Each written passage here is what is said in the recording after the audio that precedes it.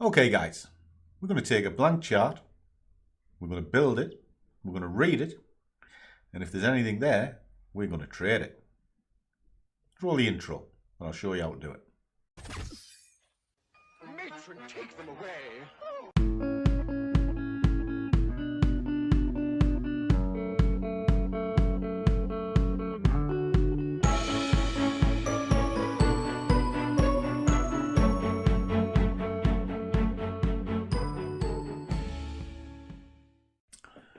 And a warm welcome to one and all.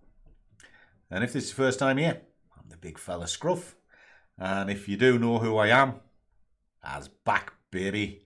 I've had a bit of a break. Why? Well, I just got sick of public life and the arseholes that sort of are in it. Yes, Bull. Shut your hole! And I had a bit of time to myself. And why not? And this is partly what the video is about today. Because I often say putting trading in the real world. But what is the real world of trading? Well, let me tell you. It's fucking hard work. That's what the real world of trading is. And you need a lot of coffee. Because we all know Scruffy likes his coffee. Because you've got a lot of patience. Or do you? Well, it actually depends on what you're doing. I'm going to pull up the DAX. Because for the experiment that I'm going to do, well, it's not an experiment, it's actually just what I do. We're going to build a chart up and see if we can scalp out 5-10 pips. That's all we want. Now, size is what makes your money. Now, if you watch the adverts, they'll tell you that you can put a couple £100 into a system and you're going to retire in 90 days. Yeah, this is Brad following my system. Oh, look, he made $800 yesterday. What a dick. As a kid comes on the front of my videos, he absolutely gets on my tit. We all know the orange man with the, oh, I made 30 grand when I was out for a run. Yeah, but you've got a massive account and you were trading at 200 lots. So size is where you make your money. Following magic systems is just a pipe dream. And if you believe it, well, you deserve what you get, you fucking muppet. Jesus Christ, dude. And they really do get under my skin. They genuinely do. Now, if you look at trading from a logical point of view, what is it? The market will go up, the market will go down, it'll go nowhere. You have three choices when you look at a chart. And on the point of pressing the button, you're at 50-50. You're always at 50-50. Why? Because the candle can go up, it can go down. You've got no idea which way it's going. Why? It's the future. But you can take an echo of the past and put a few percentage points in your favour. And that's what we're going to do. All right? So, had a little bit of a grumble. I'm going to have another coffee. Because we all know Scruffy likes his coffee. And he loves his little Forex mugs. And if you want one, there's a shelf underneath. Joanne makes them, keeps her happy, keeps her smiling. And might get me lucky on a Saturday night if she's happy. Okay, well, the mind's an amazing organ. I've got an amazing organ. It's capable of far more than you'd imagine. Right again. And what does that mean? That's right, we get a takeaway. Oh no, she's here. She might have heard that. What we're going to take it off. Oh, you only heard that bit? That's all right. Thank you very much. I do like you. Oh, you're stopping, eh? Yeah, do. That'll be right. I suppose next needs a boost in the shares. Right. If we're going to do a quick trade, there are levels and there are levels. Now, the world and his dog will tell you that you mark up a 15-minute chart and one thing and another. Actually, no. Absolute bollocks. They will hold zero weight. Come out to your daily. We're going to get rid of all of these levels. Now, I'm not going to put a full mark in the way I do it. I'm going to put a basic mark in. You are looking at what's happened yesterday or the last trading day. Now, we're going to put in a high, a low, an open, close, and a midpoint. These are what are called daddy levels. Now we also on these want, drop these in, a midpoint, and we also need an expansion either side of it. Now fibs are incredible, and it's astounding how often they work. Okay, so there we go.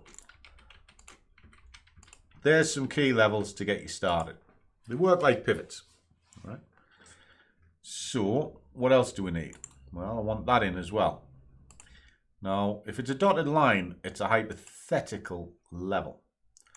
Now, if I just put an extension in, I'll be able to get the 127 as well.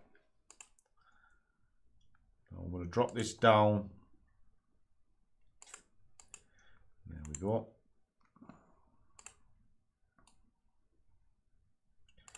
Boom. Simple. Sorted. Right. What else do I need? I want to come down onto the hourly. And I want to see what the last directional drive was. Well, it was here. There it is, right there. And I'm going to put a fib on that as well. So from there to that high point, I'm going to drop these levels in. And then I'm going to put an expansion around these things as well. Now I'm going to change the color of these so that I know these are hourlies. The hourlies don't hold a great deal of weight, apart from they make good target points and good entry points. Dead simple. Okay. Just like so. That'll do for that. Now, extension. So it started there, ended there, pull that back. Extensions, there's a big debate on these. How do you draw them? Some people go from there to there and then see what the expansion is. No, it's the start point, the highest point, and back 100% to give a true definition of the expansion, because you want 100% movement. That's variable, whereas these 3 points are fixed. And what does it show? Well, it shows the same place. Now, there's a high probability that move was yesterday, but it measures it out fully for you. Right. There we go. There are your levels in place. That's what we're working to today. Okay. Simple. Right. Direction. Take an hourly bias. How can we do this? Well, there's a number of things we can do. So you can look at a Bollinger Band. Where's it at? It's in the high section of the Bollinger Band, and the Bollinger Band is flaring out. What's that telling you? Well, there's a high probability it could be moving to the upper side. But Bollinger Bands can be subjective if you don't know how to read it. What we're going to do today is figure out how to do this in a systematic and easy way. Right. Well, get yourself a moving average. Open it up, and you want 2 of them. So you can see the 20 is in blue, and that is in orange, whatever. Well, we'll make it red. So blue and red. Okay. That is your trend direction. Now, there's other things you can put on. So you could say a MACD. What does that tell you? Well, what it's telling you is there's a conflict, because your moving averages are pushing up, but the MACDs go in the opposite direction. So you can get confused. So what I would have a tendency to do is try to stick to a single criteria for your trend. Now that's about as simple as it gets. You have 3 points of the chart to watch. You have the main direction. You have the bias direction. So the main direction is this. Price is above the 50. Main direction is up. The continuing trend is the blue line, telling you the 20 is above the 50, confirming that the trend is still up.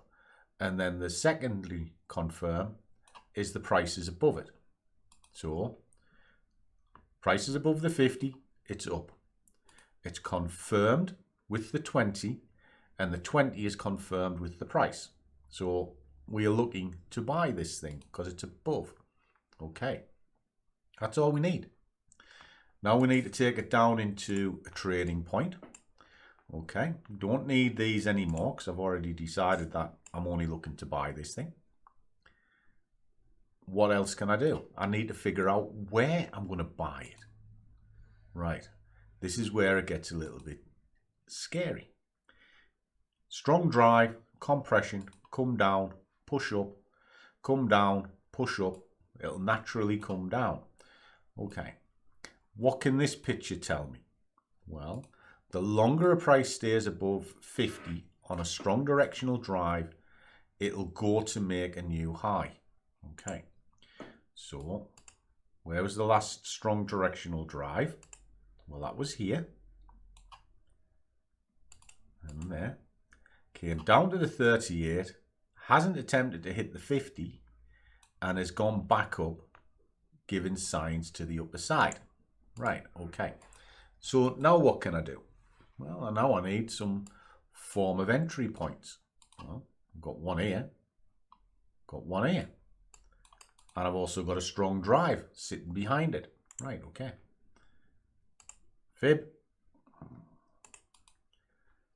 That onto there. And then I'm just going to buy these levels. Every one of them. Just like so. Drop these in.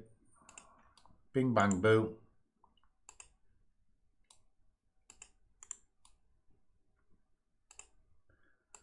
That's the last move. All measured out. Each one of these can now become a buy. Get rid of that.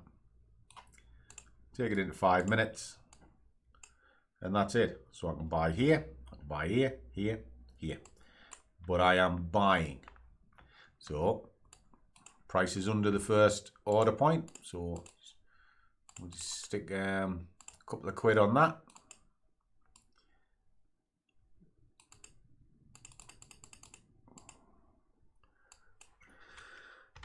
Put in 10 pip target. So I'm just going to drag that down to there. Picks up that, hits that, 50 quid. Simple. That into there, however much. But try and get the price to come to you rather than you chase the price.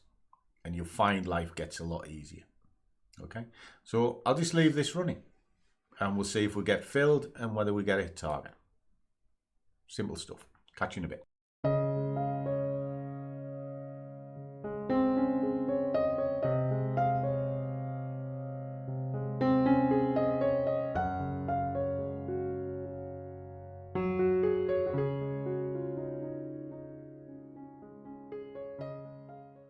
So there you go, guys. Simple setup, executed correctly. Little check through. Now, yesterday you saw me trading doing a similar thing. Got nothing running now.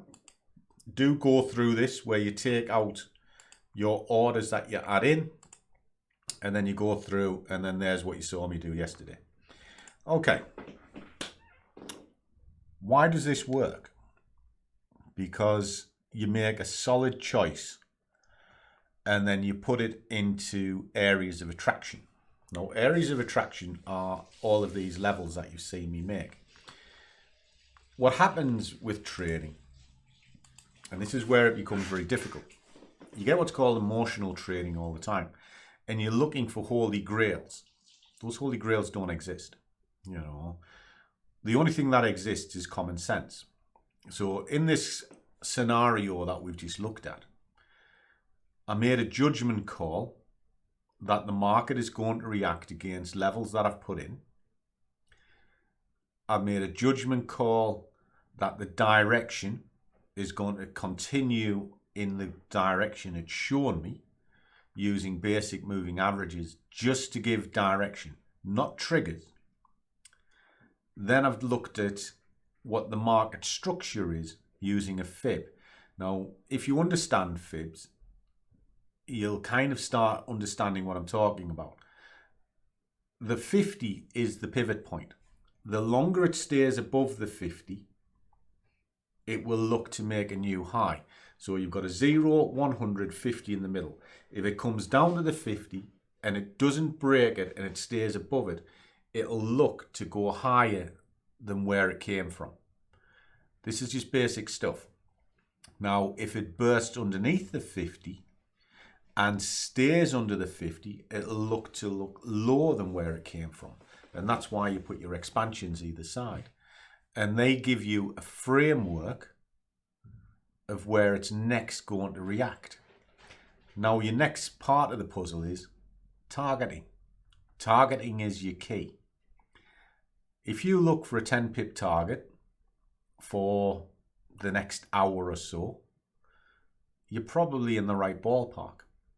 If you're looking for 10 pips across an entire day, it's only a little bit. You really want to be looking for 30, 40 pips, which equates to 2 or 3 hours.